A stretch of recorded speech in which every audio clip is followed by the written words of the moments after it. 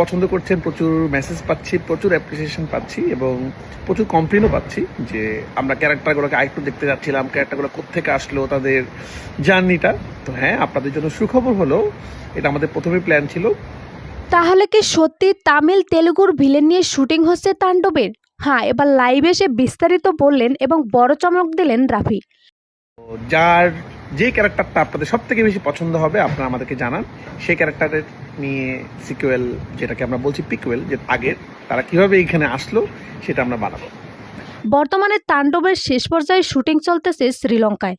সেখানে টানা 1 সপ্তাহ শুটিং হবে বলেও জানা যায়। তাণ্ডব টিম থেকে জানানো হয়, তামিল এবং বলিউডের বেশ জনপ্রিয় ভিলেনদের নিয়ে শুটিং হচ্ছে সেখানে, জানিয়ে সোশ্যাল মিডিয়াতেও আছে নানান গুঞ্জন। তবে হঠাৎ এক লাইভে এসে তাণ্ডবের পরিচালক বলেন, বর্তমানে আমরা শ্রীলঙ্কায় শুটিং আছি, আমাদের শুটিং শেষ পর্যায়ে। তবে এইটুকু বলতে চাই, অনেক বড় চমক পাবে তাণ্ডবে, ভিলেন নিয়েও থাকছে চমক। মোট 3জন ভিলেন থাকবে তাণ্ডবে। দোয়া করবেন ভালোভাবে যেন শুটিং শেষ করে ফিরতে পারে। অন্যদিকে এর আগে টিজার মুক্তির পরপরই তাণ্ডব আলোচনার শীর্ষে চলে আসে।